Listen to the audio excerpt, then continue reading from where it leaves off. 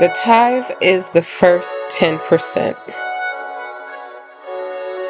Before anything else, before bills, before taxes, before spending, God asks for the first. Not the leftovers, not the spare change, the first 10% of your increase. Deuteronomy 14:22 says, "Be sure to set aside a tenth of all that your fields produce each year." That's not a suggestion. It's a covenant instruction. Proverbs 3:9 confirms it. Honor the Lord with your possessions and with the first fruits of all your increase. Blessings to each of you in your respective places. This is Minister Nikita D. Bruton, one of God's Oracle, bringing you blessings from God who sits high and looks low. Let's get an understanding of our relationship with the Bible and money. Today I will call this one, the tithe is the first 10%. The word first fruits means the very first portion of what you receive. In biblical times, it was the first harvest. Today is the first part of your income before anything else is subtracted. Why does God ask for the first? Because it's a test of trust. It's a declaration that He is your source, not your job, not your paycheck, not your budget. When you tithe first, you're saying, I trust God to bless the rest, and He does, abundantly. Be sure to set aside a tenth of all that your fields produce each year. Deuteronomy 14:22, NIV. Wondering how to calculate your tithe? It's easy. The tithe is the first 10% of your gross income, before any expenses or obligations, including taxes. How do we know? Proverbs 3:9 says, honor the Lord with your possessions and with the first fruits of all your increase. NKJV. The dictionary defines first fruits as the first agricultural produce of a season, especially when given as an offering to God. Genesis 28:22, King James Version.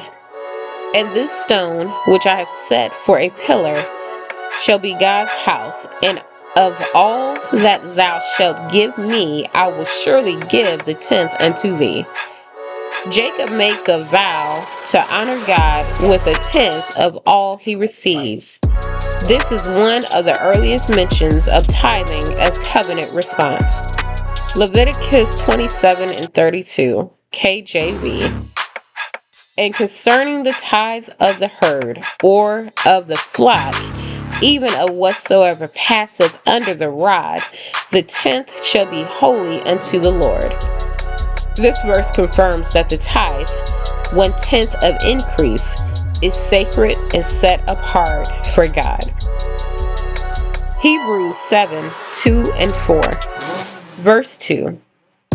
To whom also Abraham gave a tenth part of all, first being by interpretation king of righteousness, and after that also king of Salem, which is king of peace.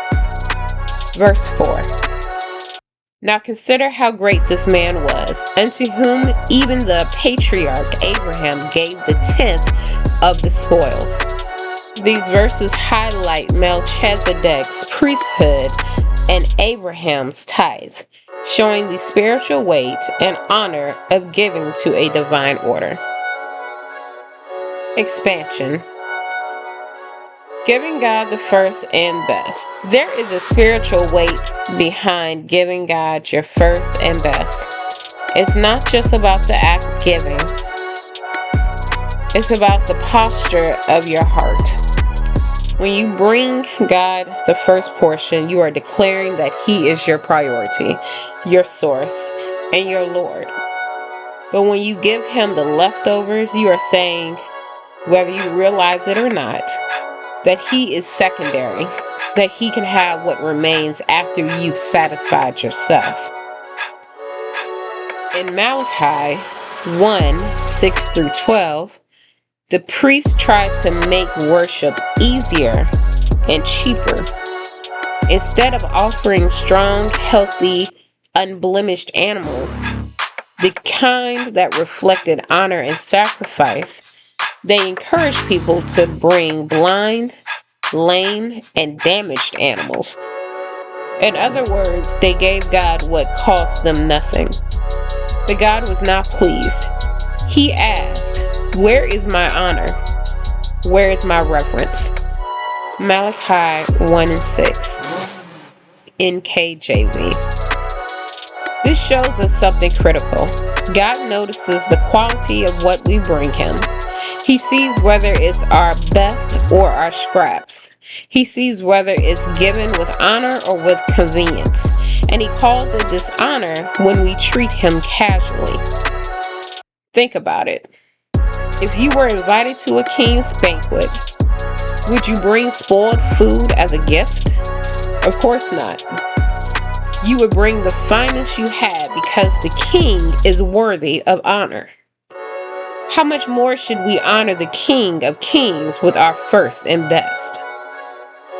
Giving God the first and best is not about money alone. It's about every area of life.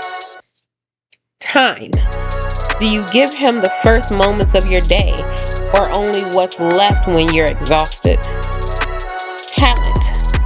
Do you use your gifts for His glory, or only when it's convenient? Treasure. Do you honor Him with the first portion of your increase, or only after everything else is paid? When we give God our first and best, we invite His blessings into the rest. But when we give Him leftovers, we dishonor Him and block the flow of His favor. When God gave His first and only Son as a sacrifice for our sins, He gave His first and best. He deserves nothing less than the same from us. Stay connected. Let's learn, lead, live, love, and grow together. If this ministry has stirred your spirit and these teachings have blessed your life, subscribe to our YouTube channel at Apostle Stephanie S. Greathouse. Share it with others who are hungry for truth and expecting a transformation in their relationship. Your support helps us reach hearts across generations, building faith, shaping legacy, and spreading the word in unforgettable ways. Thank you for standing with us. Thank you for sowing. Thank you for trusting God with your increase.